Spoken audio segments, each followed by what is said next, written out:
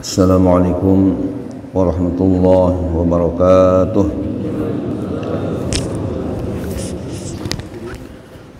Kita baca zikir dulu. Subhanallah walhamdulillah wa la ilaha illallah wallahu akbar. Subhanallah walhamdulillah wa la ilaha illallah wallahu akbar. Subhanallah walhamdulillah wa la ilaha illallah wallahu akbar. Alhamdulillah, alhamdulillahilladzi arsala rasulahu bil huda wa dinil haqq liyuzhirahu 'ala dini kullih walau karihal kafirun walau karihal musyrikun walau karihal munafiqun. Rabbi a'udzubika min hamazati syayatin wa a'udzubika rabbi an yahdurun. Subhanaka la ilma lana illa ma 'allamtana innaka antal alimul hakim. Rabbi shrah li sadri wa yassir li amri wahlul 'uqdatam min lisani yafqahu qawli. Rabbi yassir wa la tu'assir ya karim. Amma ba'd.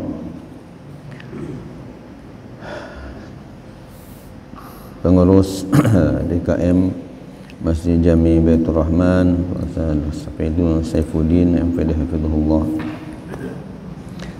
Bapak Abdul Hayat dari BSI, Bapak Ganib dari Sulawesi Permai, juga Bapak Salam Sori dari Bintan, Bapak Saifuddin dari DMI, dan seluruh para asatiz, ustazat, juga para santri, para putri Darus Salihin.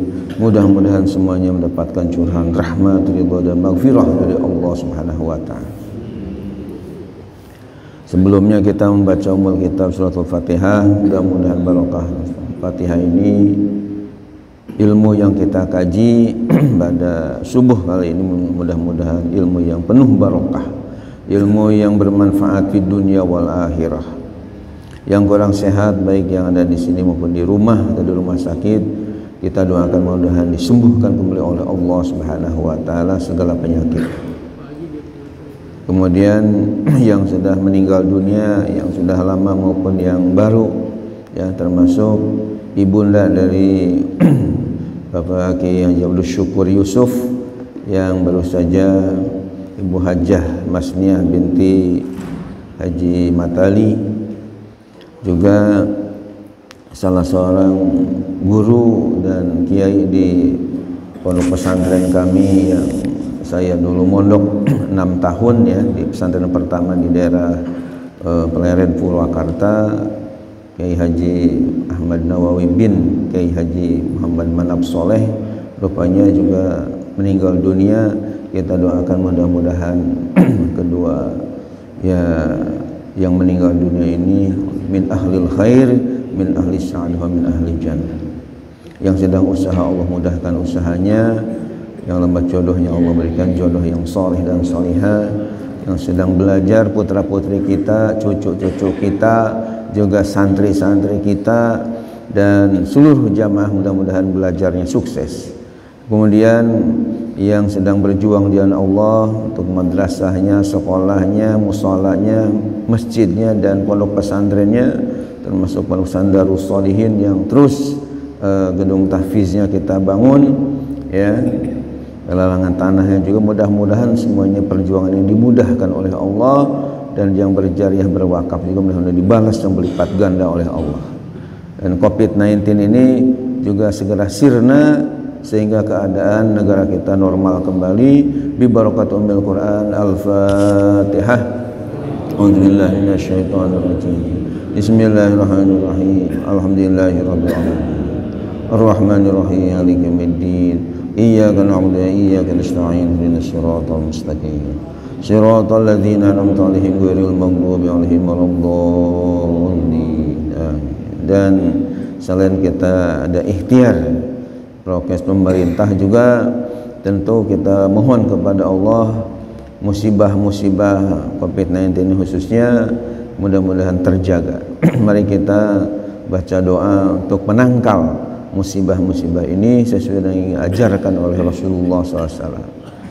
3 kali Bismillahirrahmanirrahim. Bismillahilladzi la yadurru ma'asmihi syai'un fil ardi wala fis samai wa huwas samiul alim. Bismillahilladzi la yadurru ma'asmihi syai'un fil ardi wala fis samai wa huwas samiul alim. Bismillahilladzi la yadurru ma'asmihi syai'un fil ardi wala fis samai wa huwas samiul alim. Doa Nabi Yunus.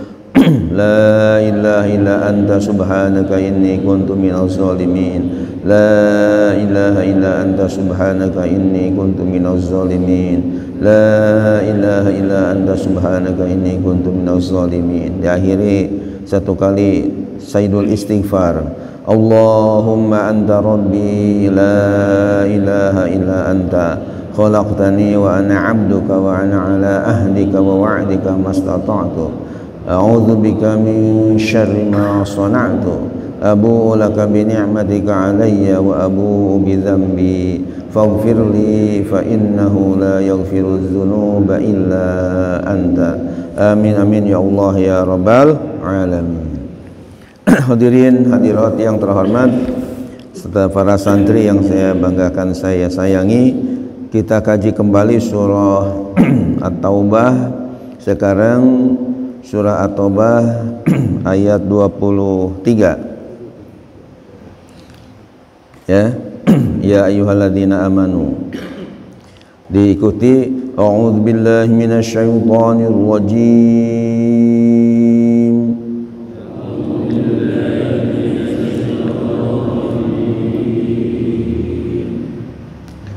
Bismillahirrahmanirrahim.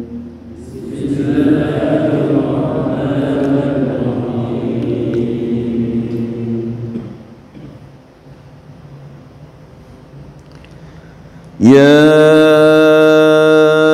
ayyuhalladzina amanu la tattakhidhu aba'akum wa ikhwanakum awliya.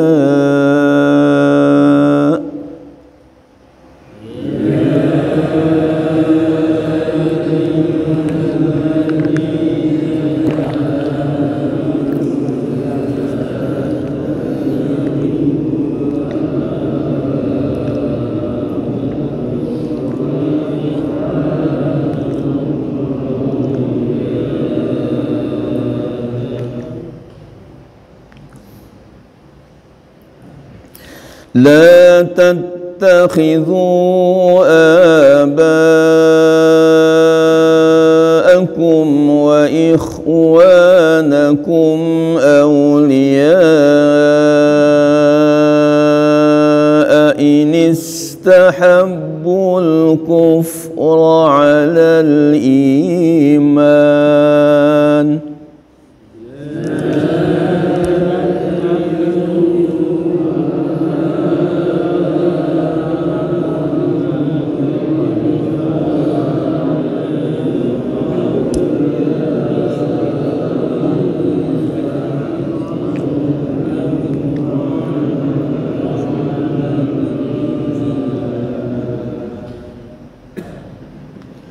ومن يتولهم منكم فأولئك هم الظالمون.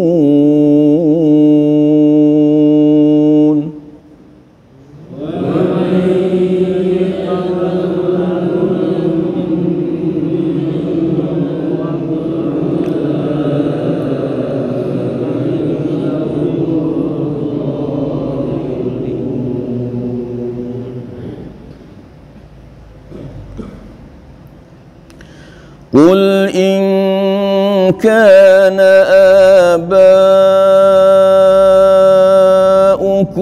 وأبناؤكم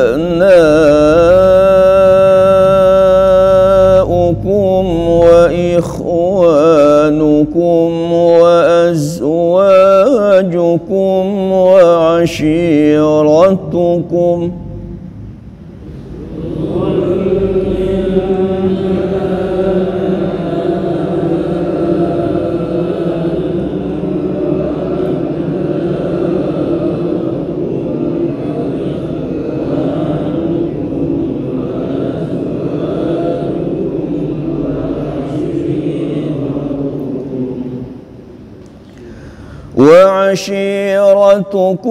وأموال اقترفتموها وتجارة تخشون كسادها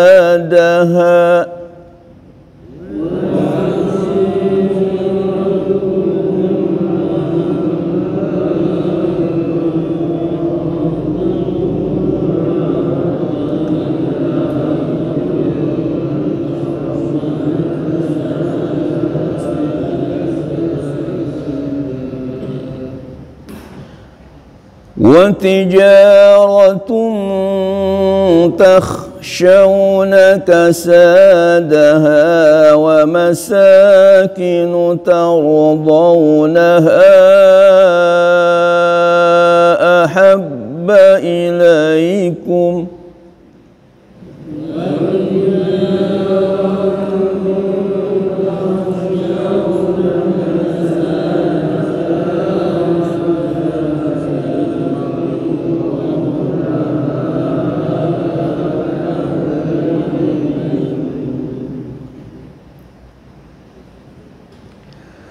أحب إليكم من الله ورسوله وجهاد في سبيله فتربصوا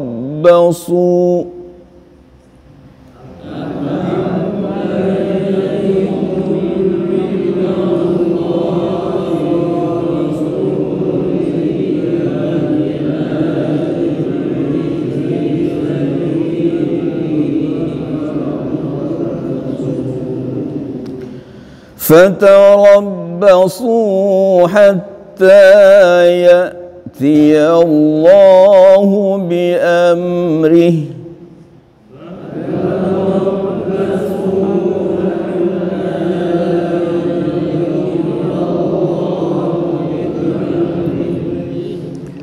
والله لا يهدي القوم الفاسقين.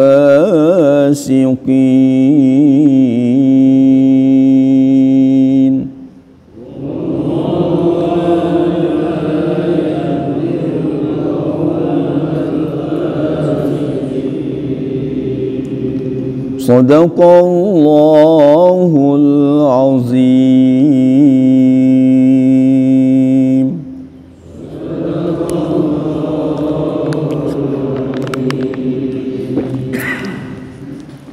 A'udzubillahi minasyaitonirrajim. Bismillahirrahmanirrahim.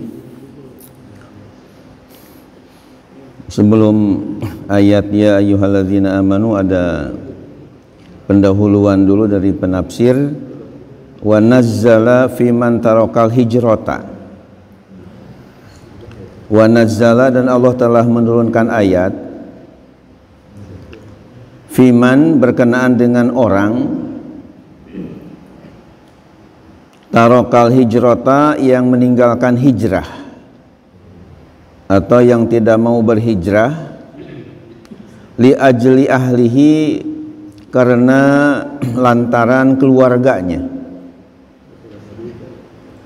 wa tijaratihi dan lantaran bisnisnya.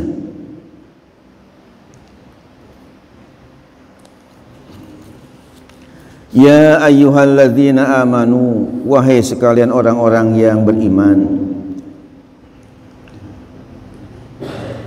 la tattakhidhu aba'akum, la tattakhidhu janganlah kalian menjadikan abaakum, bapak-bapak kalian, wa ikhwanakum, dan saudara-saudara kalian,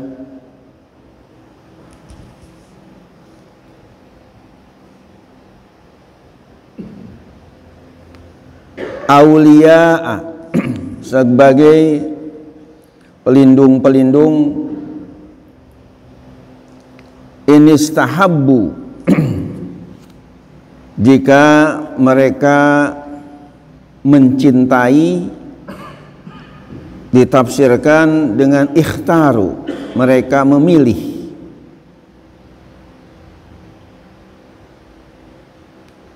al-kufra, kekufuran,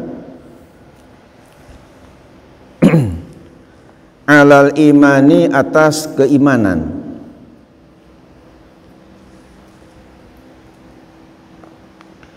wa may yatawallahum, dan barang siapa yang menjadikan pemimpin kepada mereka, minkum, di antara kalian, faulaika, maka mereka itu humuz zalimun, mereka adalah orang-orang yang zalim.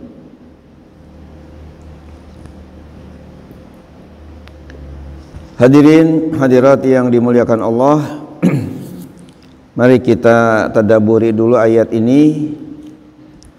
Di dalam tafsir Al-Jalalain dijelaskan bahwa ayat ini, yakni ayat 23 surah At-Taubah ini diturunkan, ada latar belakang turunnya, ada kronologis turunnya yang disebut dalam istilah kajian ulumul Quran dengan istilah ada sabab nuzulnya.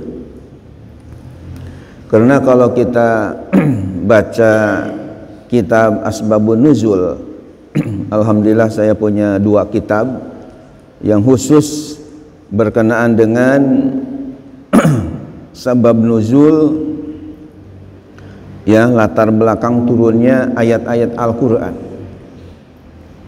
Kalau kitab ulumul Qurannya sendiri saya data tidak kurang 50 judul, tapi untuk khusus yang menerangkan kitab itu tidak ada yang lain kecuali sebab nuzul ayat, itu ada 2 kitab. Yang pertama sebagai informasi, barangkali ada ustazah di sini belum punya ya. Ini saya kira kalau kita ingin mendalami tentang ulumul Quran, ilmu-ilmu Al-Quran,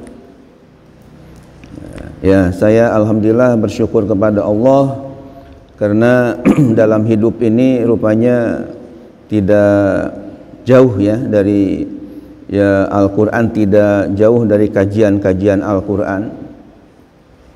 Kenapa saya katakan demikian? Karena selain saya kurang lebih 10 tahun belajar di pondok pesantren, walaupun pesantrennya ada 8 pesantren yang saya datangi, yang saya kunjungi, bahkan dengan yang mengambil sanad untuk bacaan itu sampai 9 pesantren. Tapi pesantren yang pertama tidak pindah-pindah 6 tahun. Nah yang 4 tahunnya itu karena dari 6 tahun di pesantren yang satu masih ada kekurangan-kekurangan, karena katanya syarat jadi kiai harus minimal 12 bak ilmu agama, harus kateleman di bahasa Sunda, itu harus didalami, sehingga harus saya dari satu pesantren yang kira-kira hanya 7 materi yang mendalam, yang lain-lainnya pada kurang dan kosong, akhirnya saya mencari kekurangan tadi, sehingga untuk di daerah Garut saja sampai 5 pesantren, sampai ke Cipasung ke sana sampai 10 tahun lah. Dan dari 10 tahun kita belajar ilmu-ilmu tadi, termasuk Al-Quran, termasuk tafsir Al-Quran. Akhirnya kita belajar di PT IKI Jakarta sampai 7 tahun, sampai hafal Al-Quran ini dan tafsir-tafsirnya kita kaji. Habis itu 7 tahun yang berkaitan dengan Al-Quran juga, walaupun saya di PT IKI fakultasnya syariah, hukum Islam, Tapi semua mahasiswa waktu itu wajib hafal Quran dan harus lulus ya tafsir ayat-ayat ahkamnya. Kemudian S2-nya ke IIQ, Institut Ilmu Al-Quran juga. Jurusan konsentrasi ulumul Quran, ulumul hadis. 2 tahun lamanya, 3 tahun jadi ya MA. Habis itu saya nggak puas dengan ilmu yang ada, harus ke kuliah lagi di S3 UIN Syarif Hidayatullah Jakarta selama 5 tahun untuk gelar doktor dan jurusannya tafsir hadis ya. Jadi tafsir Al-Qur'an juga. Dan semenjak tahun 2000 saya diminta untuk menjadi dosen ulumul Quran ya, sampai sekarang bahkan di Pascasarjana di Institut Ilmu Al-Qur'an. Setelah ngajar 3 fakultas yakni Tarbiyah, Usuluddin dan Syariah di PT IKI Jakarta. Jadi tentang masalah ya ke Al-Qur'anan ini agak cukup lama juga kita belajar. Sementara di pesantren Darus Shalihin juga ada tahfiz Al-Qur'an lagi. Dan saya selain ngajar tafsir ya Al-Qur'an kepada para santri, dari mulai Senin tafsir, hari Selasa ngajar tafsir, kemudian hari Rabu ngajar namanya kitab Al-Iksir fi Ulumi Tafsir. Jadi ada kajian tafsir, ada ilmu tafsirnya, itu hari Rabu. Sementara hari Kamis saya di pesantren Darus Shalihin ngajar Al-Marjan fi Ulumil Quran, khusus ilmu Al-Quran yang tidak kurang 33 ilmu Al-Quran kita kaji di hadapan para santri putra putri Darus Shalihin.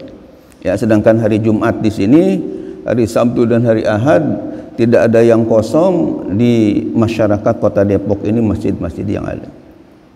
Nah, jadi kaitan dengan masalah ya ke Al-Qur'anan tadi, alhamdulillah kita bisa mengkaji dan mudah-mudahan kita dapat syafaat dari Al-Qur'an. Amin ya Allah ya Rabbal. Nah, di dalam kaitan dengan kitab Asbabun Nuzul ini, yang pertama adalah kitab yang namanya Asbabun Nuzul lil Imam Al-Wahidi ya, namanya pengarangnya Al-Wahidi. Yang kedua kitab namanya Lubabun Nukul fi Asbabin Nuzul karya Imam Al-Hafiz Jalaluddin As-Suyuti rahimahullah. Kedua-duanya ini ulama besar ya, yang sangat alim sekali. Nah, di dalam kitab yang saya sebutkan tadi diterangkan bahwa tidak semua ayat Al-Quran itu ada latar belakang turunnya. Kadang-kadang ya langsung aja Allah menghendaki untuk menyampaikan wahyu kepada Nabi kita Muhammad Sallallahu Alaihi Wasallam melalui Malaikat Jibril Alaihissalam tanpa ada sebab turunnya. Langsung aja diturunkan, diwahyukan. Tapi kadang-kadang ada yang menggunakan istilah sabab nuzul. Nah, berkaitan dengan ayat yang kita kaji hadir ini adalah sebab turunnya. Allah turunkan ayat berkenaan dengan ada orang yang enggan hijrah. Enggan hijrah dari Makkah ke Madinah li ajli ahlihi wa tijaratih. Karena lantaran atau gara-gara ya sebabiahnya masalah keluarga dan bisnis. Jadi rupanya yang menjadi penghalang atau kendala untuk hijrah dari Mekah ke Madinah ini adalah karena mungkin keluarganya yang masih betah ya, harus pindah ke tempat lain kayaknya berat gitu. Kemudian juga urusan bisnis bagaimana ini. Nah, sehingga oleh Allah Subhanahu wa taala diturunkanlah ayat ini. Ya ayyuhalladzina amanu, wahai sekalian orang-orang yang beriman. La tattakhidhu aba'akum wa ikhwanakum awliya ya. Jadi kalau ujungnya ada hamzah, ada penekanan di sini. Artinya bahwa wahai orang-orang yang beriman, janganlah kalian jadikan bapak-bapak kalian, saudara-saudara kalian sebagai pelindung atau orang yang sangat cintai sehingga lupa untuk berhijrah perintah Allah Subhanahu wa taala. Inistahabul kufra alal iman. Jika mereka, bapak-bapak kalian dan saudara-saudara kalian tersebut lebih memilih kufur daripada iman. Jadi enggak usah dikatakanlah jadikan seorang pelindung atau pemimpin teman setia, enggak usah. Kalau dia lebih memilih kekufuran daripada iman. Dan barang siapa yang menjadikan mereka pelindung, pemimpin di antara kalian, berarti mereka yang telah menjadikannya itu adalah orang-orang yang zalim, ya, yang tidak disukai oleh Allah Subhanahu wa taala. Kita lanjutkan ke ayat berikutnya. Qul, katakan olehmu ya Muhammad sallallahu alaihi wasallam, in kana abaukum, jika ada bapak-bapak kalian, wa abnaukum dan anak-anak kalian, wa ikhwanukum dan saudara-saudara kalian, wa azwajukum dan pasangan-pasangan hidup kalian, wa ashiratukum dan kerabat-kerabat kalian. Ashirah ditafsirkan dengan akribaukum, yakni kerabat-kerabat kalian, sanak famili kalian. Wa fi qiraatin, dalam satu qiraat yang lain dengan menggunakan ashiratukum. Kalau yang ini kan wa ashiratukum mufrad, yang lain menggunakan jama' ashiratukum, yakni kerabat-kerabat kalian. Wa amwalun dan harta-harta, iqtaraftumuha ay iktasabtumuha, yang kalian telah mengusahakannya. Wa tijaratun dan perdagangan atau bisnis, takhshawna kasadaha, yang kalian khawatir, ya, kasadaha ini tidak beruntung, adama nafakiha, ya, tidak ada keuntungannya dari usaha tersebut atau dari bisnis tersebut. Wa masakinu tardaunaha, dan tempat-tempat tinggal yang kalian ridhoi, kalian sukai kepada tempat-tempat tinggal tersebut. Ahabba ilaikum, lebih kalian cintai, minallahi wa rasulihi, daripada Allah dan Rasulnya. Wa jihadin fi sabilihi, dan berjihad di jalannya. Faqa'adtum, lalu kalian duduk-duduk li ajlihi, karenanya. Anil hijrati, dari berhijrah, wal jihadi, dan berjihad. Fatarabbasu ditafsirkan intaziru, ya, tunggulah oleh kalian. Hatta ya'ti Allah, sehingga Allah mendatangkan bi amrihi, dengan perintahnya. Tahdidun sebagai intimidasi lahum kepada mereka. Wallahu, dan Allah, la yahdil qaumal fasikin, tidak memberi hidayah kepada kaum yang fasik. Hadirin yang dimuliakan oleh Allah Subhanahu wa taala, mari kita renungkan bersama. Ayat ini sangat keras dan tegas sekali bagi orang-orang yang tidak ada, ya, keinginan untuk berhijrah dan tidak ada keinginan untuk berjihad di jalan Allah Subhanahu wa taala. Di mana kita pahami Allah taala menyuruh kepada Nabi kita Muhammad sallallahu alaihi wasallam dengan firman-Nya, "Qul", katakan olehmu ya Muhammad. Ya, kita yakini bahwa qul ini kan dari fi'il amar qala yaqulu, qul, katakanlah. yang disuruh mengatakan itu kita yakini adalah Nabi kita Muhammad sallallahu alaihi wasallam. Kenapa yakin? Ya karena ayat-ayat Al-Qur'an ini kan diwahyukan kepada Nabi kita Muhammad sallallahu alaihi wasallam, bukan kepada nabi-nabi yang lain atau kepada sahabat. Oleh karena itu kita yakini berarti Nabi kita disuruh untuk mengatakan kepada kita sebagai ya umatnya.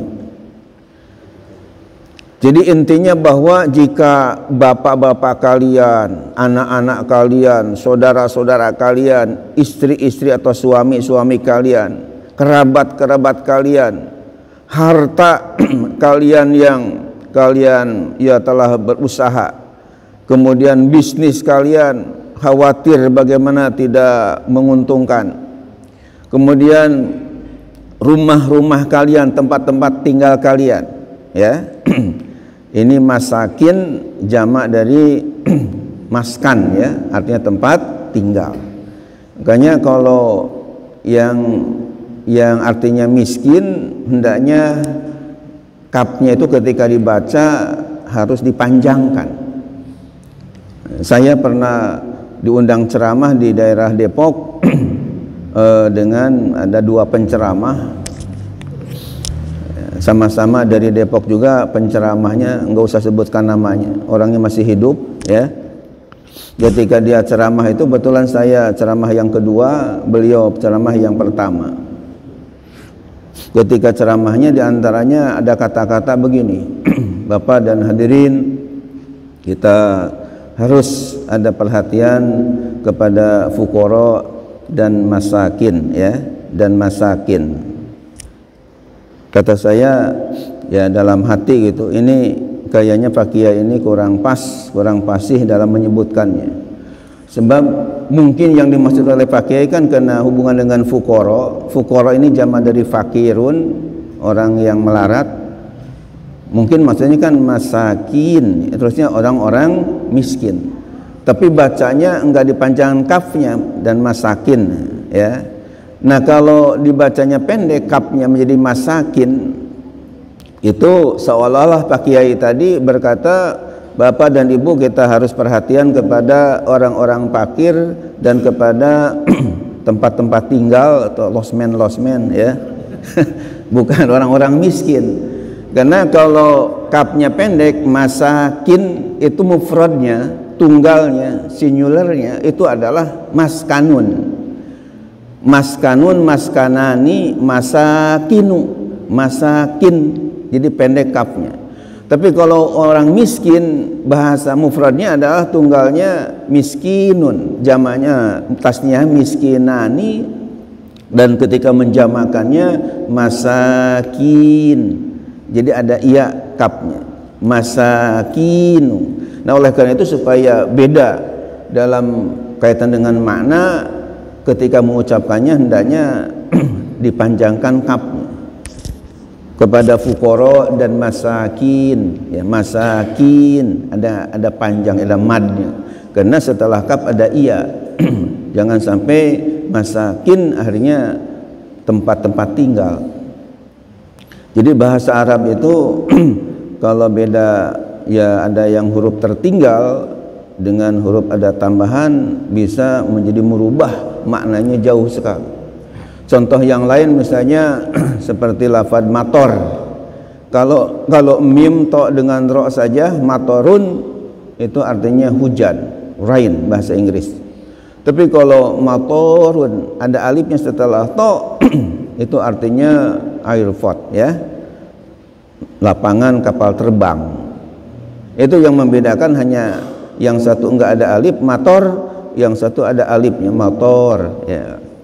Nah oleh karena itu kalau tempat-tempat tinggal bahasa Arabnya masakin tanpa ada iya setelah kaf. Jadi tempat-tempat tinggal yang kalian ridhoi, yang kalian senangi, yang kalian sukai, ahabba ilaikum minallahi wa rasulihi wa jihadin fi sabilihi fatarabbasu hatta ya'ti Allah bi amri. Kalau itu semua ya lebih kalian cintai daripada Allah daripada Rasulnya dan lebih cinta daripada jihad di jalannya, maka di sini ada semacam ancaman, patarabbasu hatta yati Allah bi amri, tunggulah ya. Istilah bahasa kita yang kali, tunggulah tanggal mainnya ya. Tunggu tanggal mainnya. Kalau kalian lebih cinta kepada orang tua, anak, keluarga, ya, pasangan, kepada bisnis, kepada rumah yang kalian tinggali, kalau kalian lebih cinta daripada Allah dan Rasulnya juga jihad di jalannya, tunggu coba ya tanggal main.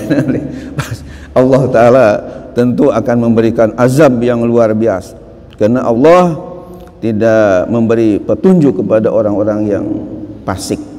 Fasik itu artinya orang yang melanggar ketentuan Allah ya, dengan memperbanyak dosa kecil atau melakukan dosa besar. Ini adalah orang-orang fasikin.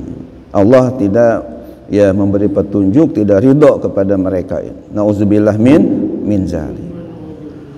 Insyaallah kita lanjutkan nanti. Laqad nasarakumullah fi mawatin katsirah al-ayat. Hadirin hadirat serta para santri yang saya banggakan, saya muliakan, demikian materi kajian kita pada ba'da subuh kali ini, dan insyaallah kita akan lanjutkan sebelum di akhir dengan doa kepada sesi tanya jawab. Barangkali di antara Bapak Ibu atau para santri juga ada hal-hal yang penting untuk kita bahas ya dalam masalah-masalah keagamaan ini, saya persilahkan.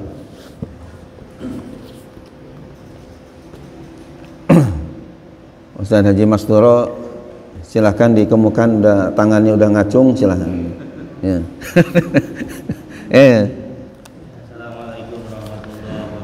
Waalaikumsalam warahmatullahi wabarakatuh.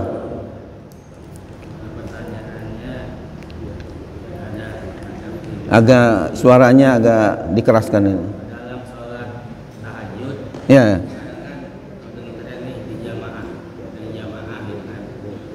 Dalam sholat tahajud ada jamaah. Ya, ada jamaah tahajud itu ada praktek. Ada suatu wilayah bikin gabungan melaksanakan sholat tahajud berjamaah.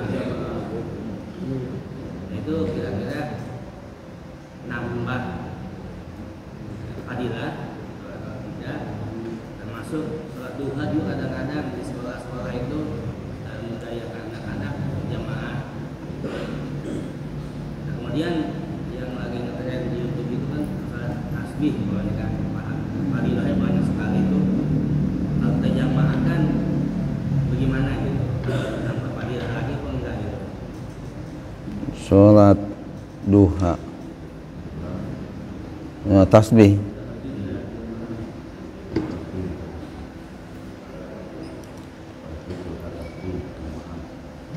Ya, sudah Pak. Pak Bapak Ustadz Nahjuddin dari Panggulan, silahkan. Waalaikumsalam warahmatullahi wabarakatuh. Ini suaranya agak dikeraskan. Ayat yang baru dijelaskan tadi. Ya.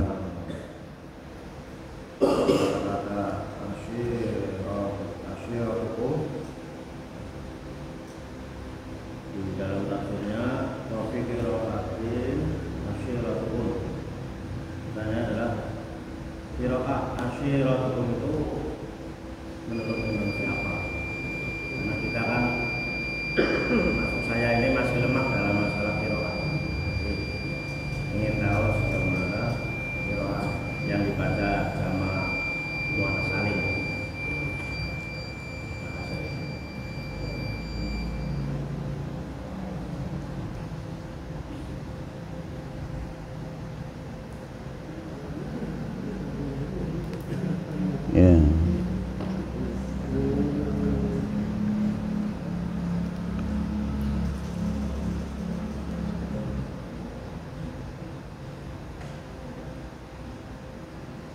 Satu lagi Bapak Ustadz Saifuddin dan beliau kan. Yang barusan dijelaskan itu di surat Al-Baqarah ayat 23, kan di sana dikatakan jangan kamu menjadikan bapak-bapakmu ini sebagai kuliah jika mereka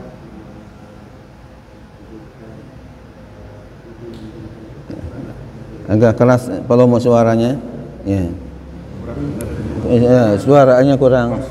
Ya. ayat 23 Ya. dibaca di ayat 23, ya ayyuhallazina amanu la tattakhidhu aba'akum wa ikhwanakum awliya. Sana kan dikatakan jangan kamu mengambil bapak-bapak kamu di situ, saudara-saudara kamu sebagai aulia. Tadi pakai katakan pelindung jika mereka mengutamakan kekafiran atas keimanan. Jadi kalau bapaknya sendiri aja itu nggak boleh ya, walaupun bapaknya sendiri itu pakai ya. Jika mereka lebih mementingkan kekafiran, kita nggak boleh jadikan sebagai pelindung. Ya. Walaupun bapaknya sendiri. Baik, nanti kita jelaskan insyaallah.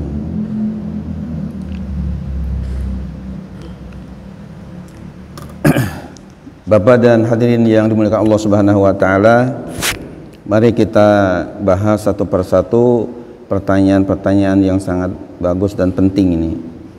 Yang pertama dari Bapak Ustaz Haji Masturo yang saya hormati. Beliau menanyakan mengenai masalah mengenai sholat tahajud berjamaahkan, ya, karena beliau melihat ada mungkin kelompok yang mengadakan sholat tahajud, mari kita berjamaah. Ini bagaimana ya hukumnya? Apakah sholat tahajud ini ada syariatnya untuk berjamaahkan atau harus munfarid, yakni sendiri-sendiri aja, furoda bahasa kata jamaah. Furoda ini sendiri-sendiri, bukan jamaatan berkelompok atau berjamaah.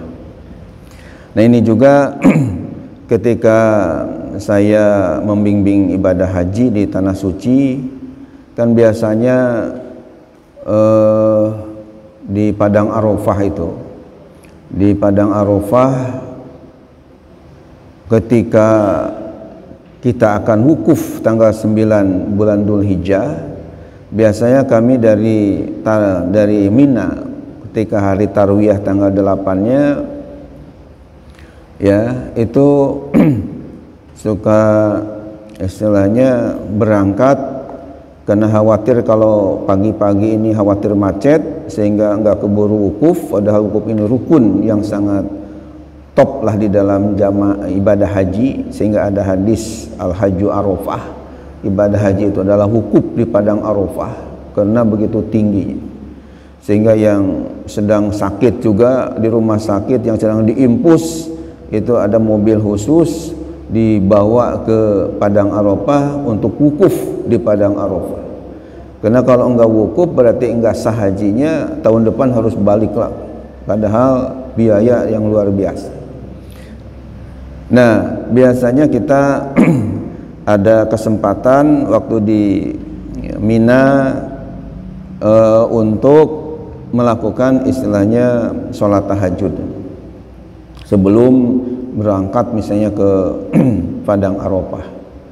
Bahkan ada semacam apartemen juga yang tempat persinggahan, kita biasanya ada kajian dan malamnya ada sholat tahajud. Nah sehingga banyak yang bertanya juga, bagaimana kalau kita sholat tahajudnya diberjamaahkan aja, ada imam yang fasih, jamaah ikut ya, baik bapak maupun ibu di belakang. Nah karena saya sebagai mufti ya, mufti itu artinya pemberi fatwa hukum dari 13 ustadz yang di PTN-RA itu, saya dari tahun 2002 sebagai pembimbing dan sekaligus mufti manasik sampai sekarang ya 2021 ini.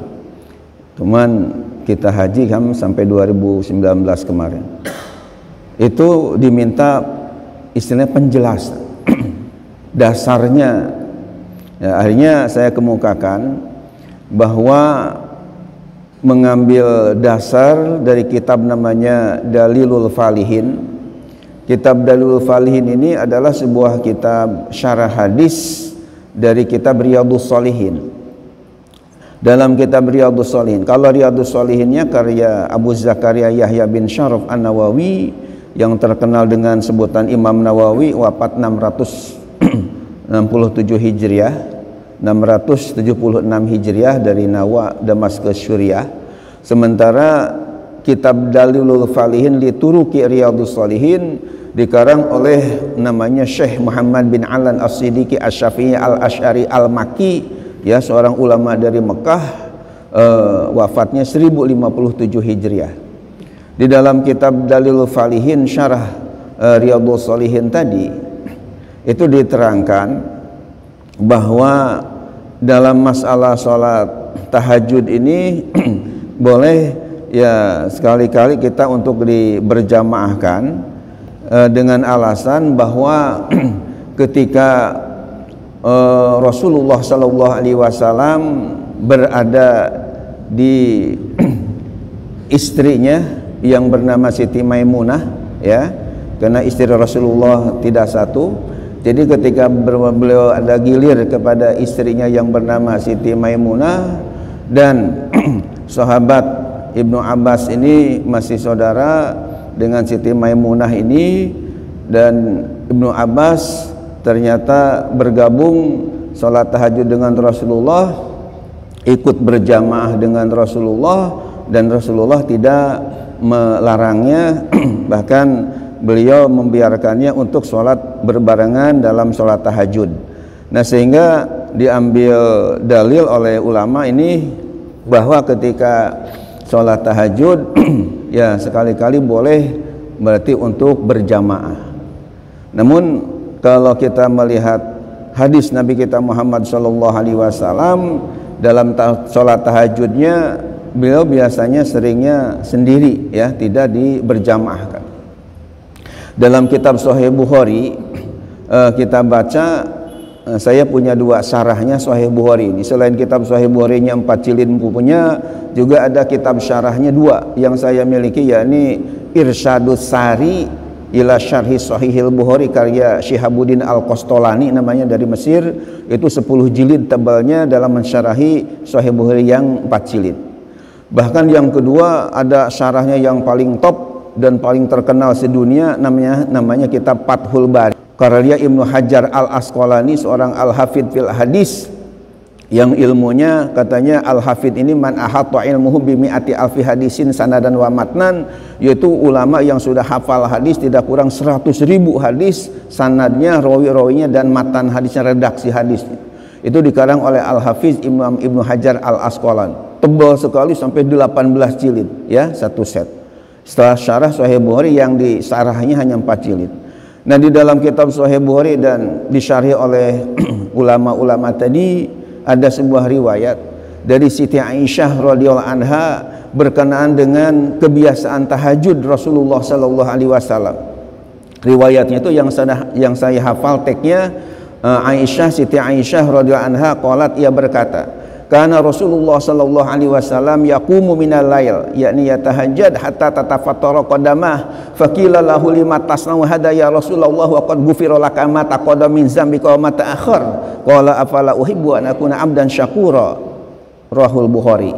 Artinya Siti Aisyah radhiyallahu anha sebagai permaisuri Rasulullah sallallahu alaihi wasallam, karena dari sekian istrinya hanya Siti Aisyah lah yang bikrun, yang masih gadis, yang ditikah oleh Rasulullah sallallahu alaihi wasallam, meriwayatkan bahwa kana Nabi SAW yaqumu minal lail, adalah Nabi kita Muhammad sallallahu alaihi wasallam biasa dan bangun di malam hari, yakni tahajud, yakni salat tahajud, hatta tatafatara qadamah, sehingga bengkak-bengkak kedua telapak kakinya. Setelah melihat istrinya yang sangat cinta dan sayang sama Rasulullah SAW, Siti Aisyah tersebut. Kemudian Siti Aisyah berkomentar, bertanya, Fakila ditanya, ya Rasulullah lima tasna wa hadza, wahai Rasul, kenapa engkau melakukan seperti ini? Ya, tahajudnya begitu rajin dan begitu lama. Sebab menurut logika enggak mungkin telapak kaki ini menjadi bengkak kalau bacaan sholat tahajudnya kul, yakni rakaat pertama kul ya, rakaat kedua kulhu, ya. Tentu Rasulullah itu sampai ya mungkin hatam Al-Quran ketika tahajudnya begitu lama sehingga bengkak kedua telapak kaki. Siti Aisyah radhiyallahu anha bertanya kepada beliau, wahai Rasulullah lima tasna wa hadza, mengapa engkau lakukan seperti ini? Waqad ghufira laka ma taqaddama min dzambika wa ma ta'akhkhar. Padahal Allah Ta'ala sudah mengampuni dosamu yang dulu maupun yang sekarang. Dalam arti engkau ini kan dimaksum dari dosa, dijaga dari dosa, enggak punya dosa apa-apa.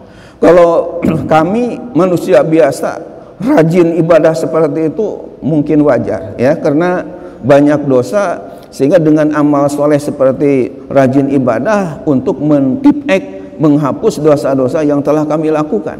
Karena ada ayat innal hasanat yudhibnas sayyiat dalam surah Hud. Sungguh kebaikan-kebaikan itu akan menghapus, menghilangkan keburukan. Dalam hadis Nabi yang lain yang Tirmizi dari Mu'ad bin Jabal ada kata-kata ittaqillahi sumakunta wa atbi'is sayyi'atal hasanata tamhuha. Ikutilah keburukan dengan kebaikan, maka kebaikan akan menghapus kepada keburukan. Artinya Siti Aisyah berkata, kalau misalnya kami ini yang banyak dosa, banyak tahajud, wajar. Kenapa? Karena kan banyak dosa, sehingga dengan banyak amal soleh, insya Allah dosa menjadi terhapus. Tapi kalau engkau kan enggak punya dosa apa-apa, kenapa sampai rajin begitu, sampai bengkak-bengkak seperti itu? Oleh Rasulullah SAW dijawab, wahai Aisyah, afala uhibbu an akuna abdan syakura, apakah saya ini tidak boleh untuk menjadi hamba Allah yang pandai bersyukur? Jawabannya singkat padat seperti itu. Jadi ingin rupanya mensyukuri nikmat Allah itu Nabi Muhammad dengan banyak ibadah seperti itu. Nah, oleh ulama dijadikan dasar bahwa sebenarnya yang sering itu oleh Rasulullah tahajudnya sendirian, ya, tidak dengan berjamaah seperti itu. Sehingga simpulannya kita tahajud itu ya sendirian aja, akan tapi kalau misalnya sekali-kali mau ya berjamaah tidak mengapa, karena ada hadis tadi di riwayat Bukhari juga di mana Ibnu Abbas berjamaah dengan Rasulullah di rumah istrinya yang bernama Siti Maimunah. Itu jawaban yang kaitan dengan masalah sholat tahajud di berjamaahkan. Tapi kalau masalah kaitan dengan sholat duha dan masalah sholat tasbih itu ya yang kita temukan sholatnya sendiri-sendiri, saya tidak mendapatkan keterangan ada yang berjamaahkan, ya. Kecuali barangkali kalau untuk mendidik, ya biasanya katanya ada anak-anak sholat duha, ayo rame-rame, tapi tujuannya untuk tarbiyah aja, ya, untuk mendidik caranya seperti ini, tapi bukan untuk sehari-hari. Ya mungkin tadi itu namanya kan sedang mengajar, tapi kalau yang sehari-hari ya kita lakukan sendiri-sendiri, ya, tidak diberjamaahkan antara duha dengan tasbih ini. Kemudian yang selanjutnya masalah ilmu qiraat asyiratukum, ini tentunya qiraat yang bukan dari qiraat Imam Asim, karena kalau yang qiraat yang biasa kita baca ini disebutnya qiraat Imam Asim, riwayat Imam Hafiz, ya, itu menggunakan mufrad. Tapi kalau qiraat yang ya bukan Imam Asim ini, kan ada imam namanya Ibnu Katsir, Ibnu Ammar, Ibnu Amir, Hamzah, Ali Al-Kisai, itu adalah qiraat selain Imam ya Asim ini. Ya, yang jelas ini bukan qiraat daripada Imam Asim, riwayat Imam Hafiz. Kemudian yang selanjutnya mengenai masalah la tatahidu aba'akum wa ihwanakum dan seterusnya, ada kata-kata aulia di sini. Ini memang Pak Ustaz Saifuddin yang saya hormati, artinya walaupun katakanlah bapak kandung kita sendiri, ya, kalau misalnya dia memilih kekufuran daripada iman, kita tidak boleh untuk jadikan pelindung atau pemimpin oleh kita ya sebagai anaknya ketika dia memilih kepada kufur daripada iman kepada Allah Subhanahu wa taala. Jadi harus yang dipilih itu memang yang imannya istiqomah, imannya yang kuat, walaupun bukan bapak kita, walaupun bukan saudara kita, tapi kalau dia imannya kuat maka itulah yang kita pilih ya. Jangan sampai memilih yang imannya lemah, apalagi cenderung kepada kekufuran kepada Allah Subhanahu wa taala. Bagaimana? Iya. Itu kan orang tua ya. Kalau pemimpin gitu, misalnya kita punya pemimpin muslim gitu ya. Kemarin kan kita sempat dipimpin sama Ahok sebagai wakil gubernur, itu gimana? Iya, jadi kalau saya apa? Dijadikan pelindung gitu. Iya, kalau saya tetap mengatakan bahwa tidak boleh, haram hukumnya seorang muslim itu memilih pemimpin yang bukan beragama Islam. Jadi harus sama-sama kita agama itu, akidahnya itu harus sama ya. Tidak boleh memilih yang tidak sama akidahnya. Karena Kalau Islam tapi dia jolim gimana? apa? Kalau Islam tapi dia jolim gitu. Ya masih bagusan ya Islam ya dibandingkan dengan orang yang kafir pada Allah Subhanahu wa taala. Karena masalahnya setelah kita mengkaji bahkan dari kalangan non muslim itu sendiri, itu kaitan dengan masalah akidah mereka dengan politik, dengan kekuasaan itu enggak bisa terpisahkan. Jadi ketika misalnya si non muslim ini menjadi pemimpin, tentu apa yang ada di dalam otaknya sesuai dengan keyakinan mereka itu akan memberikan nanti kebijakannya itu ya sesuai dengan apa yang mereka ketahui dan dia yakini, dan tentu ini akan merugikan kepada umat Islam ya. Oleh karena itu lebih amannya kita pilihlah yang dari muslim tapi yang adil, yang baik, itu yang kita harapkan bersama insya Allah. Ini tadi melanjutin Bapak ini tadi itu pembangkangan. Jadi kita pembangkangan sama orang tua itu tadi gimana? Berdosa dong kita. Ya, jadi kan ada umpamanya itu anak kita suruh beli Omar. Nah, terus nggak mau. ya, kan ada hadis Nabi la ta'ata li makhluqin fi ma'siyatil khaliq. Tidak boleh taat kepada makhluk manakala perintahnya itu maksiat kepada pencipta. Ya, makhluk itu umum sekali ya, selain Allah kan makhluk ya, apakah itu presiden, apakah itu menteri, apakah itu orang tua, apakah itu dosen, apakah itu guru, kiai. Kalau memang perintahnya itu suruhannya tidak sesuai dengan perintah Khalik pencipta yakni Allah Subhanahu wa taala, kata Nabi la ta'ata li makhluqin fi ma'siyatil khaliqi. Tidak boleh taat kepada makhluk manakala perintahnya maksiat kepada pencipta yakni Allah Subhanahu wa taala. Termasuk orang tua. Jadi enggak dosa ketika misalnya orang tua kita menyuruh kepada kita maksiat, kita enggak mau. Ya, enggak dosa kita. Kenapa? Karena Allah Subhanahu wa taala tentunya nanti kita justru berdosa kepada Allah. Ya. Jadi ketika menyuruhnya yang tidak baik, tidak apa-apa kita membangkang kepada orang tua tadi. Ya. Makanya dalam surat Luqman juga ada kan ayat wa in jahadaka ala an tusyrika bi ma laysa laka bi ilmun fala tuti'huma wa sahibhuma fid dunya ma'rufa. Artinya wa in jahadaka, dan apabila kedua orang tua itu, karena jahadaka itu isim tasniyah ya, artinya menunjukkan dua, yakni orang tua bapak dan ibu kalian. Jahadaka itu memaksa kepada kamu, berjuang untuk memaksa kepadamu ala an tusyrika bi, supaya kamu musyrik kepadaku. Kata Allah fala tuti'huma, maka kedua orang tua tadi enggak boleh kalian ikuti, tidak boleh kalian taati. Tapi Allah Ta'ala melanjutkan wasohibhuma fid dunya ma'rufa, namun kamu harus bermusahabah, bergaul dengan keduanya ma'rufa, dengan baik. Jadi masalah suruhannya untuk musyrik, untuk maksiat tadi enggak boleh kita taati, Tapi dalam masalah muamalah sesama manusia tetap kita harus bergaul dengan baik. Itu ajaran Islam yang ada dalam Al-Quran dan hadis Nabi kita Muhammad sallallahu alaihi wasallam.